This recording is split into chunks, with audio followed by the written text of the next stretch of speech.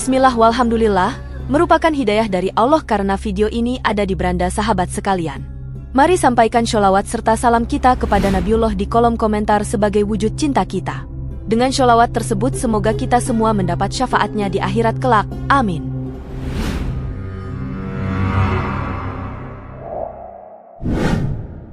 Assalamualaikum warahmatullahi wabarakatuh. Terkadang kita lupa dari ilmu solat jamak takdim dan solat jamak takhir yang dulu kita pernah ngaji bareng Pak Kiai atau pelajaran saat di sekolah. Kali ini kami kisah Islami terkini akan mengingatkan ulang terkait aturan solat jamak takdim dan solat jamak takhir tersebut. Bagi umat Islam yang melakukan perjalanan jauh, minimal 82 km, terdapat rukhsah atau dispensasi dalam ibadah solat yang dikenal sebagai jamak. Solat jamak menggabungkan dua solat fardhu dalam satu waktu. Solat yang bisa dijamak adalah solat duhur dengan asyar dan maghrib dengan isya.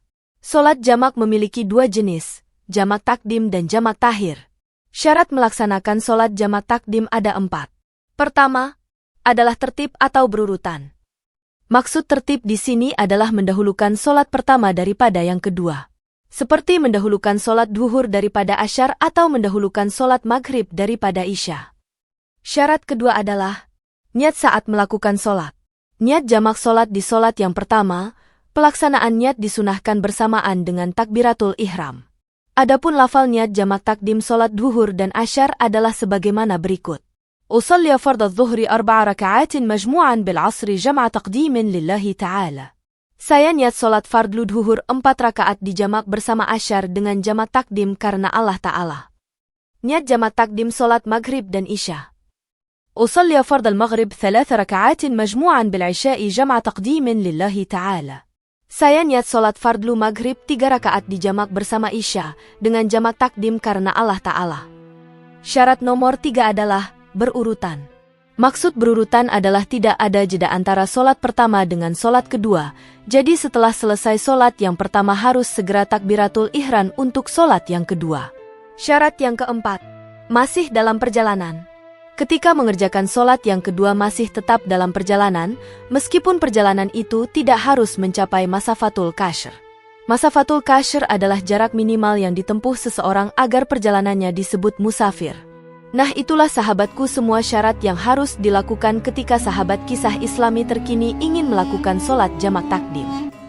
Baik, kita lanjutkan pembahasan yang berikutnya, yaitu solat jamak takhir. Adapun syarat-syarat jamak takhir ada 2. Syarat yang pertama adalah niat jamak takhir, yang mana dilakukan di waktu solat yang pertama. Adapun lafal niat jamak takhir salat duhur dan asyar adalah Usalli fardadh dhuhri 4 raka'atin majmu'an bil 'asri jam'a ta'khirin lillahi ta'ala. Saya niat solat fardhu duhur 4 rakaat dijamak bersama asyar dengan jamak takhir karena Allah Ta'ala. Adapun lafal niat solat jamak takhir solat maghrib dan isya adalah sebagaimana berikut. أصلي فرض المغرب 3 ركعات مجموعا بالعشاء جمع تأخير لله تعالى. Saya niat solat fardhu maghrib 3 rakaat dijamak bersama isya dengan jamak takhir karena Allah Ta'ala. Syarat yang kedua adalah ketika mengerjakan solat yang kedua masih tetap dalam perjalanan sebagaimana keterangan pada jamak takdim. Sahabatku yang dimuliakan Allah, mari like dan subscribe channel ini agar tidak ketinggalan informasi Islam terkini lainnya. Mari kita lanjutkan pembahasan selanjutnya tentang meringkas solat atau qosyur yang berjumlah 4 rakaat menjadi 2 rakaat, yakni solat zuhur, asyar dan isya. Ulama bersepakat bahwa qosyur tidak berlaku pada solat maghrib dan subuh. Allah Subhanahu wa Ta'ala berfirman di dalam surat An-Nisa ayat 101. Wa idza darabtum fil ardi falaysa 'alaikum junahun an taqsuru minas salati. Ketika kalian bepergian di bumi, maka bagi kalian tidak ada dosa untuk meringkas solat. Syarat solat qosyur. Pelaksanaan qosyur solat mempunyai sejumlah persyaratan yang mesti dipenuhi, yaitu sebagaimana berikut. 1. Perjalanan bukan untuk melakukan maksiat, artinya harus perjalanan yang diperbolehkan seperti untuk silaturahim, rekreasi, kunjungan kerja, dan sebagainya.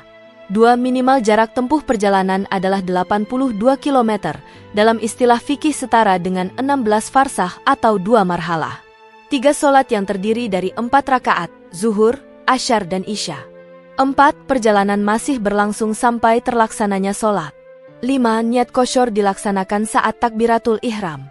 6. Tidak bermakmum pada orang, imam, yang tidak sedang melakukan perjalanan musafir. Niat solat kosyur. Berikut adalah lafal niat kosyur untuk solat zuhur, asyar, dan isya. Solat zuhur. Usalli fardhu zuhri rak'ataini mustaqbil al-qiblati qasran lillahi ta'ala. Saya solat fardhu zuhur 2 rakaat dengan menghadap kiblat, fardhu, kosyur, karena Allah Ta'ala. Solat asyar. Usalli fardhu al-asri rak'ataini mustaqbil al-qiblati qasran lillahi ta'ala. Saya solat fardhu asyar 2 rakaat dengan menghadap kiblat, fardhu, kosyur, karena Allah Ta'ala. Solat isya. Usalli fardhu al-isya'i rak'ataini mustaqbil al-qiblati qasran lillahi ta'ala.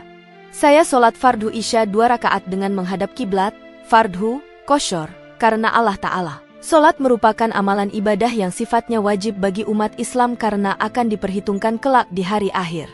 Selain itu, solat juga menjadi amalan penting dan paling utama setelah 2 kalimat syahadat. Bagi umat muslim sendiri, solat tidak hanya sekedar gerakan namun juga menjadi sebuah ibadah yang bisa memberikan rasa aman dan tenang pada hati dan pikiran. Dengan melaksanakan ibadah solat, umat muslim juga dapat terhindar dari segala perbuatan keji, menghapus perbuatan dosa, serta meningkatkan derajat mereka. Mengingat pentingnya ibadah solat ini, banyak ustadz menjadikannya tema ceramah sebagai bentuk pengingat kepada jamaahnya.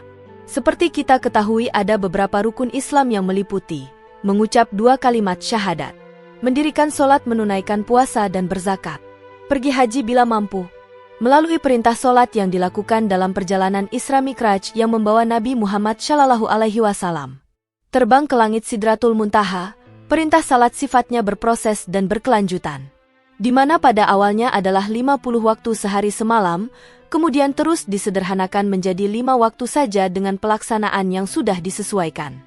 Ini menjadi wajib dilaksanakan sebagai rukun Islam, dan berat hukumannya bagi orang yang telah meninggalkan salat.